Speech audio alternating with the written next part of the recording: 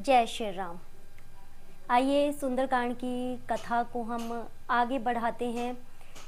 पिछले प्रसंग में हमने जाना था कि जो राम जी की सेना है, जो पूरी वानर सेना जो है समुद्र के तट तक पहुंच चुकी होती है और उधर लंका में रावण को जैसे ही सूचना मिलती है, तब जब विभीषण जी वहाँ उनको समझाते हैं सभा में कि मेरी बात मान जाओ, सीता जो है राक्षस कुल के लिए काल रात्रि के समान आई हैं और तुम उन सीता माता पर प्रीति दिखा रहे हो, प्रेम दिखा रहे हो, तुम्हें तो उन्हें दूर से ही प्रणाम करना चाहिए और राम जी को उन्हें सौंप देना चाहिए।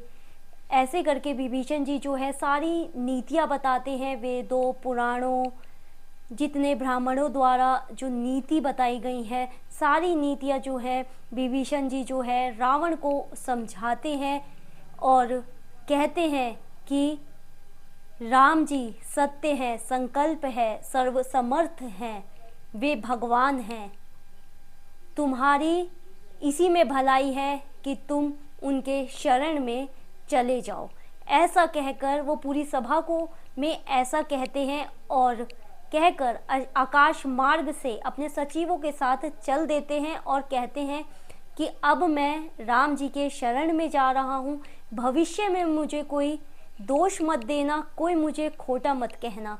मैंने अपने आखिरी इम्तहान तक आपको समझाया है। हे भाई रावण, अब मैं श्री राम जी की शरण में जा रहा हूँ। और वो भी विभीषण जी श्री राम जी की शरण में तब जाते हैं जब रावण जो है विभीषण जी को लात मारता है पूरी सभा में और कहता है कि जा अपनी जो नीति है उनको जाकर बता, उन तपस्वियों को जाकर बता, हमें मत बता। यहाँ पे रहकर, इस नगर में रहकर तू उन तपस्वियों की तारीफ कर रहा है, शत्रुओं की जो तू है बढ़ाई कर रहा है। तब जो है विभीषण जी जाते हैं आकाश मार्ग से अपने मन में उत्साह, उल्लास, उमंग लेकर कि मैं अपने प्रभु राम को आज देखूंगा, उनके दर्शन करूंगा। ऐसे सोचते विचारते वे इस पार पहुंच जाते हैं। तभी जो वानर की सेना होती है वो देख लेती है कि शत्रु दल से उस तरफ, उस मार्ग से कोई आ रहा है। तो ये जो सूचना है वो सुग्रीव जी को तुरंत देते हैं।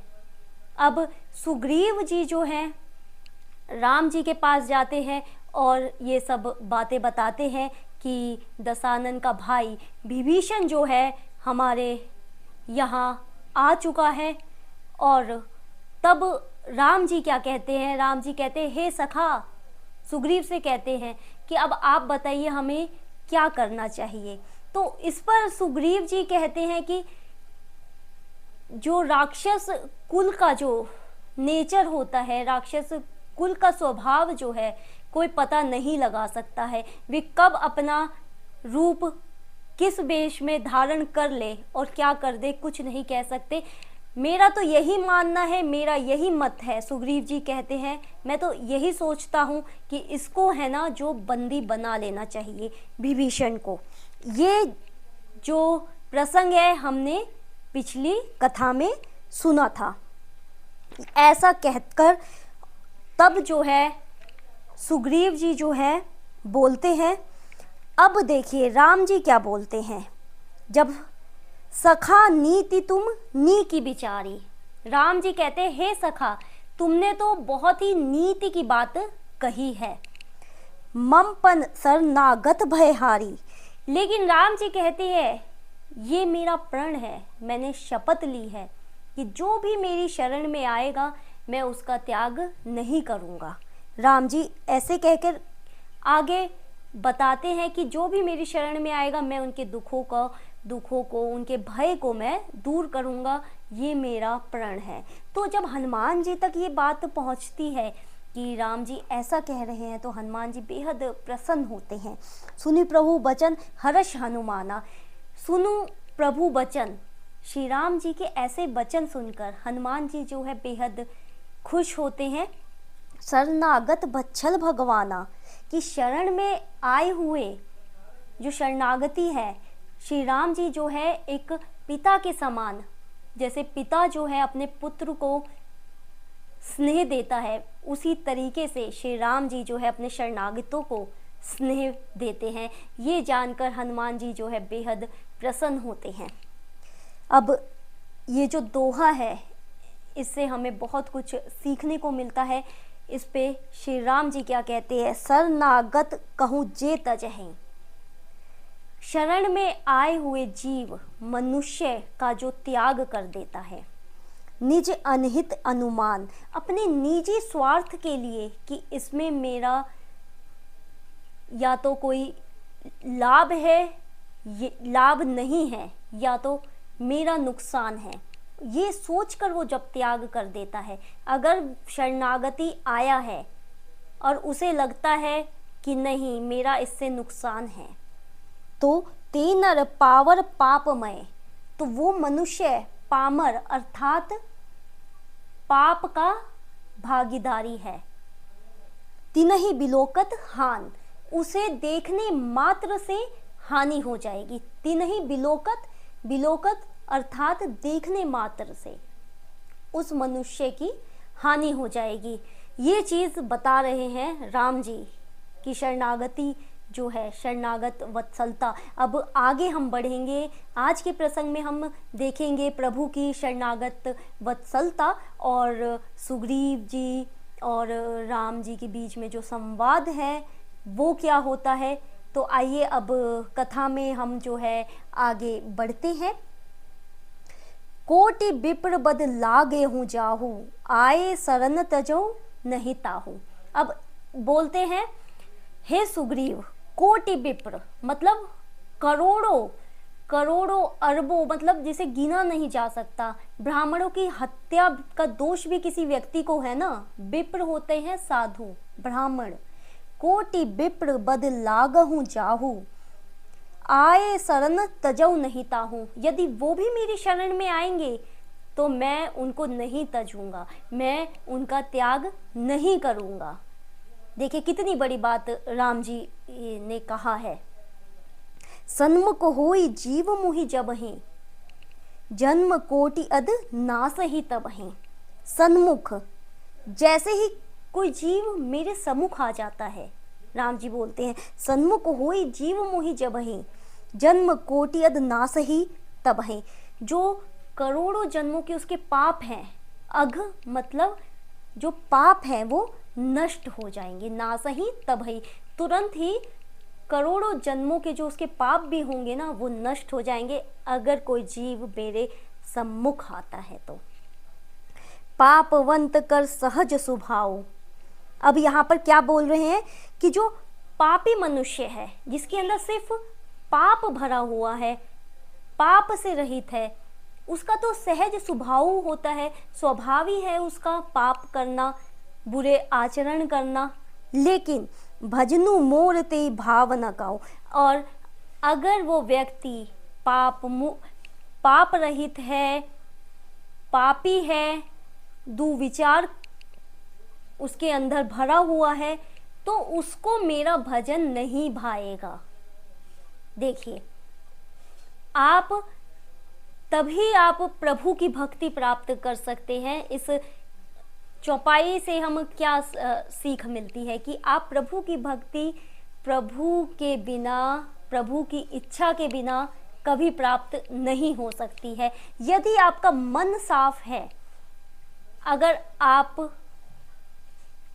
के अंदर कोई दुविचार नहीं है, निर्मल मन से भक्ति है, तभी वो भक्ति आपकी स्वीकार होगी। इसमें खुद प्रभु श्री राम जी कहते हैं कि जो पापवंत होगा तो वो मेरे सम्मुख आता भी है तो उसको मेरी भक्ति नहीं भाएगी, वो मेरा भजन कर ही नहीं सकता है।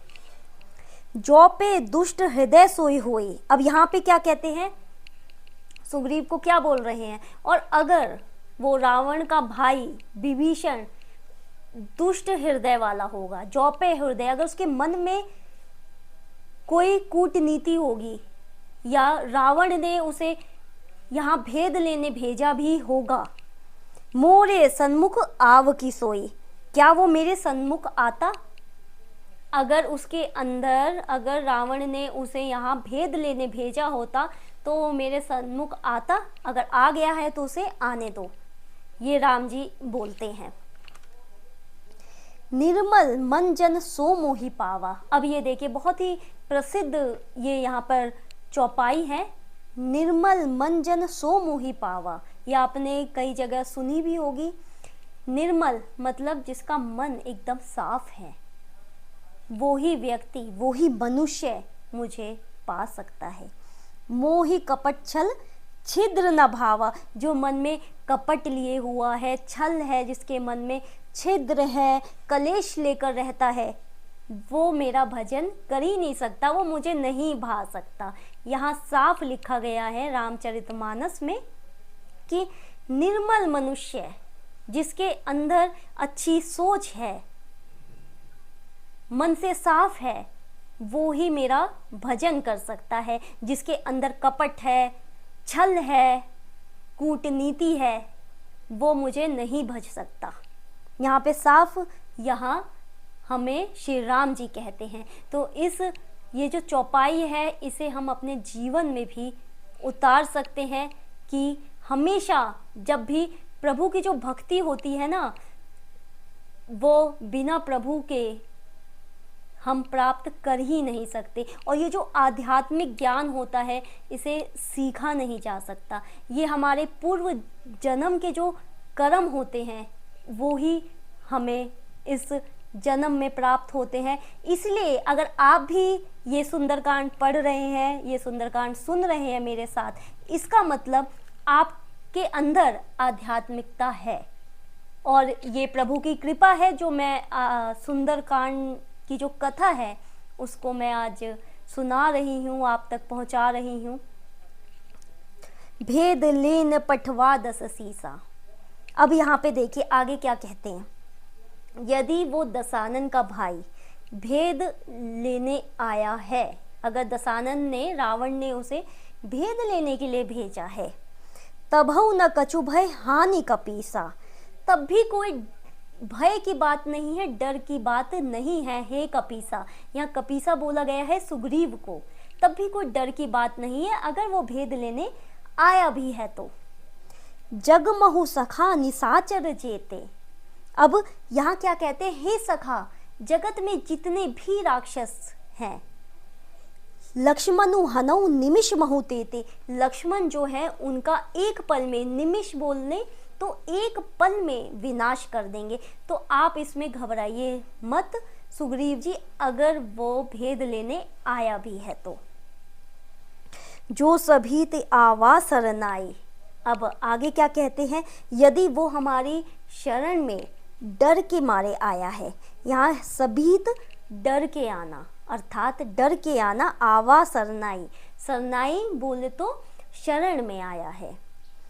रखी हूँ ताही प्राण की नाही, तो उसकी प्राणों की रक्षा करना मेरा कर्तव्य है। मैं उसका ध्यान, उसके प्राणों का ध्यान, उसको संभाल के रखना, राम जी कहते हैं उसके प्राणों को संभाल के रखना मेरा कर्तव्य है, अगर वो मेरी शरण में डर के मारे आया है तो देखिए प्रभु श्री राम जी की शरणागत वत्सलता कि वो कहते हैं कि अगर कोई मेरी शरण में आया है, सीधा वो उनकी बातों से पता चल गया है कि विभीषण जी को उन्होंने शरणागति दे दी है राम जी ने, और वो उनके प्राणों को संभाल कर रखना उनका कर्तव्य बन गया है राम जी का।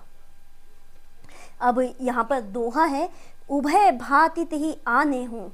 उभय भांति मतलब दोनों प्रकार से, उभय दोनों प्रकार से, भांति ही आने हूँ मतलब अगर वो भेद लेने भी आया है, विभीषण जी के बारे में बात हो रही है, और अगर वो हमारी शरण में आया है अपने भाई को छोड़कर, दोनों प्रकार से। हंसी खा कृपा निकेत, हंसकर श्री राम जी बोलते हैं, कृपा के धाम बोलते हैं, कृपा के सागर बोलते हैं, श्री रामचंद्र जी बोलते हैं कि उन्हें सादर पूर्वक मेरे समक्ष लाया जाए। जय कृपाल कहीं कपि चले, अंगद हनु समेत। अब सब वानर, अंगद, हनुमान जी जो है श्री रामचंद्र की जय बोलते हुए चले जाते हैं विभीषण जी को लाने। चाहे दोनों प्रकार से राम जी दोनों सूरतों में, दोनों सिचुएशन में कहते हैं कि उन्हें मेरे सामने लाया जाए। अगर वो भेद लेने भी आया है तब भी उन्हें मेरे सामने लाया जाए, और अगर मेरे शरण में आया है तब भी उन्हें मेरे सामने लाया जाए। सादर तिहि आगे करी बानर। अब सादर आदर के साथ जो है सभी वानर जो है विभीषण जी को लेकर आते हैं। चले जहाँ रघुपति करुणाकर, वहाँ लेकर आते हैं जहाँ करुणा के धाम, करुणा की खान श्री रामचंद्र जी बैठे हैं, वहाँ जो है विभीषण जी को लेकर आते हैं। दूर ही ते देखे दो भ्राता। अब देखिए यहाँ पर विभीषण जी को देखिए क्या बोलते हैं कि दोनों भाइयों को दूर से ही देखकर, दूर ही ते देखे दो भ्राता, नयन आनंद दान के दाता। नयन आनंद मतलब नयन को आनंद देने वाले। कोई भी चीज हम देखते हैं तो हमें सुख प्राप्त होता है, तो जैसे ही वो दूर से श्री राम जी को देखते हैं तो उनके नयन आनंद, आंखों को बहुत ही आनंद प्राप्त होता है। भौरी राम छवि धाम बिलोकी, रहूं ठटुक एक टक पल रोकी। उसके बाद जब विभीषण जी जो है शोभा के धाम राम जी को देखते हैं, बिलोकी अर्थात देखते हैं, बहुरी राम, उसके बाद छवि धाम, शोभा या सौंदर्य के धाम को देखते हैं श्री राम जी को। रहे ठिठुक एक टक पल रोकी, जैसे मानो समय रुक सा गया हो, वो एक पल ठिठक कर उनको देखते ही रह जाते हैं विभीषण जी श्री राम जी को। भुज प्रलम्ब कंजारुन लोचन। अब यहाँ पर देखिए राम जी का वर्णन किया गया है कि भुज प्रलम्ब कंजारुन लोचन। श्री राम जी की जो है लंबी लंबी भुजाएं हैं, लाल कमल के समान नेत्र है। कंजारुन कमल के समान, लाल कमल के समान नेत्र है। लोचन अर्थात नेत्र है। श्यामल गात, सांवला शरीर है। श्यामल गात अर्थात शरीर है। प्रणत भय मोचन, जो शरणागत, जो शरण में आया है, भय के कारण जो शरण में आया है होता है, उनका प्रभु जो है कल्याण करते हैं। ऐसे श्री राम को देखकर, ऐसे श्री राम जी को देखकर विभीषण जो है एक ठिठुक सिर्फ देखते रह जाते हैं। श्यामल गात है, श्यामल शरीर है, लंबी लंबी भुजाएं हैं। ऐसे श्री राम जी को देखकर वो बस देखते ही रह जाते हैं। सिंध कंध आयत उर्सोहा, मतलब सिंह के समान उनके कंधे हैं। सिंध कंध, कंधे हैं सिंह के समान। आयत उर्सोहा, आयत मतलब विशाल शरीर है उनका, विशाल वक्षस्थल है उनका। आनन अमित मदन मन मोहा, आनन मतलब असंख्य, असंख्य, अमित मतलब कामदेव, करोड़ों कामदेव जिसकी हम गिनती नहीं कर सकते। करोड़ों कामदेव को मोह देने वाला उनका मुख है। आनन अमित, मदन मन मोहा, मदन मतलब कामदेव, करोड़ों असंख्य कामदेवों के जो मोह कर, जो उन्हें माया रहित कामदेवों के मन को जो मोहित कर ले, वैसा उनका मुख है। करोड़ों कामदेवों के मन को जो मोहित कर ले, ये ऐसे बताते हैं। अब आगे, नयन नीर पुलकित अति गाता। ये सब देखकर विभीषण जी की आंखों में आंसू आ जाते हैं। नयन नीर, आंखों में आंसू गिरने लग जाते हैं। पुलकित अति गाता, पुलकित अर्थात जो रोएं होती हैं वो उनके खड़े हो जाते हैं, रोंगटे उनके खड़े हो जाते हैं, और जो शरीर है वो बहुत पुलकित हो जाता है, खुश हो जाता है। मन धरि धीर कहीं मृदु बाता, और मन को धैर्य रखकर, मन में अत्यंत धैर्य धारण कर कर मृदु बाता, मतलब बड़े ही धीरे से बोलते हैं, मृदु प्यार से बोलते हैं। क्या बोलते हैं? नाथ दसानन कर मैं भ्राता। हे राम जी, मैं दसानन रावण का भाई हूँ, निशिचर वंश जन्म सुरत्राता, मेरा राक्षस कुल में जन्म हुआ है। विभीषण जी ऐसे बताते हैं। सहज पाप प्रिय तामस देहा, ये जो राक्षस देह मिली है मुझे, ये सहज, ये अपने आप ही इसे पाप पसंद है। मैं राक्षस कुल में जन्मा हूँ। विभीषण जी कहते हैं मैं राक्षस कुल में जन्मा हूँ और मुझे पाप जो है, इस देह को जो है पाप पसंद है।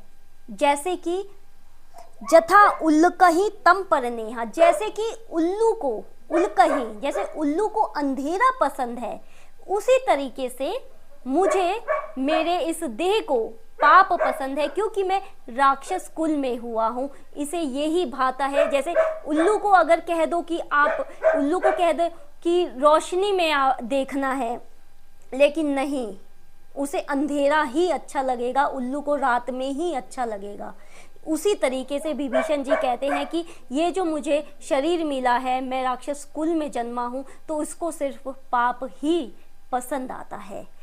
अब चलिए यहाँ पर विराम देते हैं हम सुंदरकांड की कथा को। अगले प्रसंग में हम विभीषण जी और राम जी का संवाद भी सुनेंगे। तब तक के लिए जय श्री राम।